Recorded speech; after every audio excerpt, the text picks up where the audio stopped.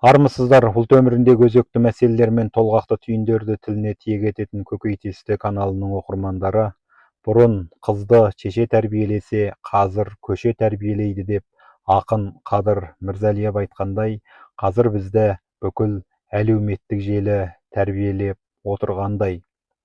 Бесіктен белі шықпай жатып, телефонға үйір болған бүгінгі ұрпақ тамақ ішіп ұйықтамаса да телефонға телміріп отыруға пейіл.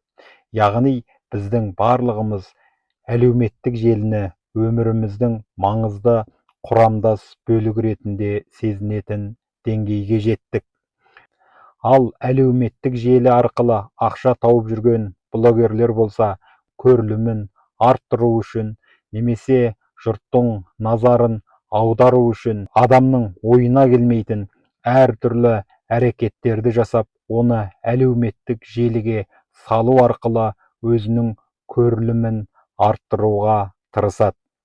Ойын таппаған бала шешесінің артын шұқып ойнайды дегендей, кейбірі тіпті әдеп, ибадан, ар ұяттан да аттап кетіп жатады.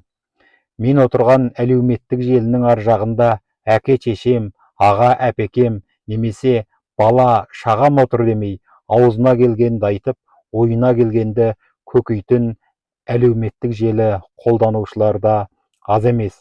Тіпті аңғармай сөйлеген ауырмай өледі дегендей, кейбірі жауапқа тартылып жатқандары да бар. Сол әрекетіміздің бірі тұтас Қытай елін дүрліктіріп жатыр. Атап айтқанда, жақында біздің тағы бір блогер қызымыз Қытайға барып, қытайлықтардың қырағылығын, қауіпсіз сезінуін, сондай-ақ адамдарға болған реакциясын байқау үшін әртүрлі бейне жазбалар түсіріп әлеуметтік желіге салған.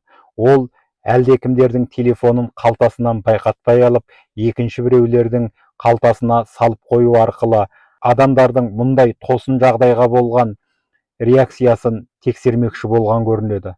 Атамның шоты аса тиеді дегендей, онымен қоймай, әлгі бой жеткеніміз көшеде кетіп бара жатқан Қытайдың өрімдей жас жігіттерінің қолынан ұстай алып, санынан сипап, әртүрлі әбес қылықтарды да жасау арқылы оны бейне жазбаға түсірген.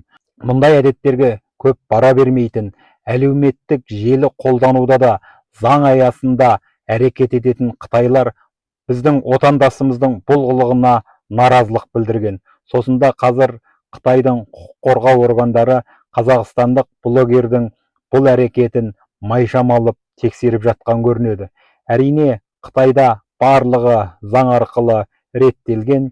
Біреудің қалтасындағы телефонын алып, екінші біреудің қалтасына салып қоюдың өзі заңның кейбір тармақтарына салсаңыз қылмыс болуы мүмкін.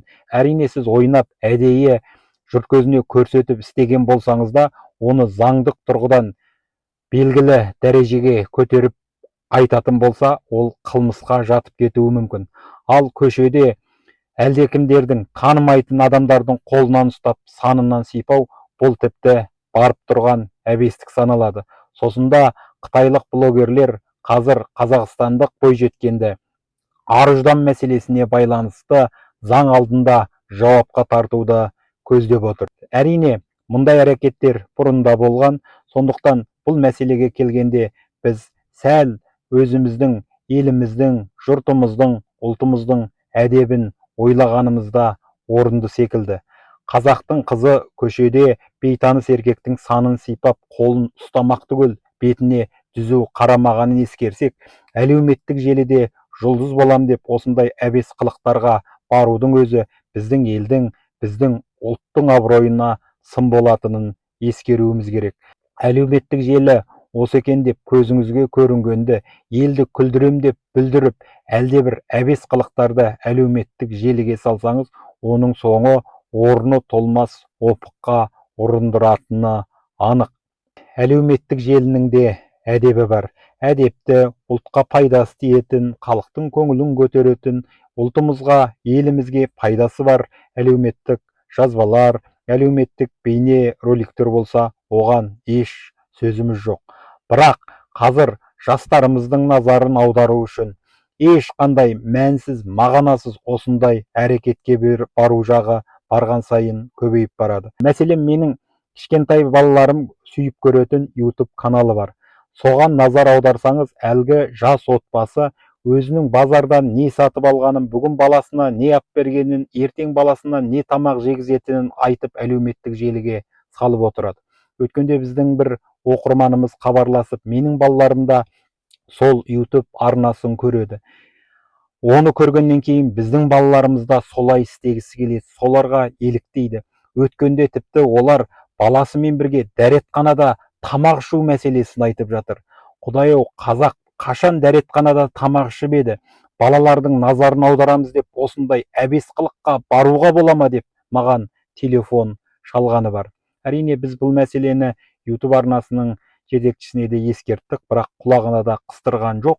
Бұл арада ол бәлкім өзінің көрілімін ойлап отырған шығар, түсетін ақшасын ойлап отырғаны шығар, бірақ қаншама ұрпаққа терісте тәрбие беріп жатқанын азамат болса ескерер еді. Бірақ ескермей отыр. Өйткені ұлттың рухынан тиынның мысы басым бүгінгі дәуірде көп азаматтарымыз тиын қуып кетеді де, ұлттың ұятын, халықтың намысын, отанның беделін ойламай кететіні ашындырады.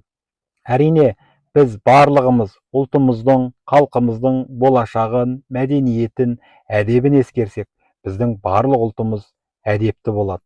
Әлеуметтік желіде ойымызға келгенді оттап, тілімізге келгенді айтып отырсақ, әбес қылықтар жасап, оны әлеуметтік желіге салсақ, ертең Қазақстанды қойып, жоғарыдағыдай бүкіл халықараға күлкі боламыз. Сондықтан мұндай мәселелерге келгенде біздің әлеуметтік желі қолданушыларымызда және оқырмандарымызда абай болғаны жөн. Жүрген тұрғанымызды, ішкен жегенімізді әлеуметтік желіге салып, көппен бөлісу әдетке айналған бүгінгі күнде біздің кейбір келеңсіз қылықтарымыз жұртқа жақпай қалуы мүмкін. Сондықтан әлеуметтік желіде жарияланған әрбір жазбаңызды жұрттың алдына ұсынар сәтте осы заңға қайшы емес пе, әдепке қиғаш емес пе, жас ұрпақтарға зиян емес пе, өзгелер көрсе ыңғайсыз емес пе деген мәселелерді ой елегіңізден өткізіп алсаңыз артық болмайтын секілді. Қазірше айтарымыз осы. Ықыластарыңызға рахмет. Келесі кездескенше сау саламат болыңыздар. Еліміз аман, жұртымыз тыныш болсын.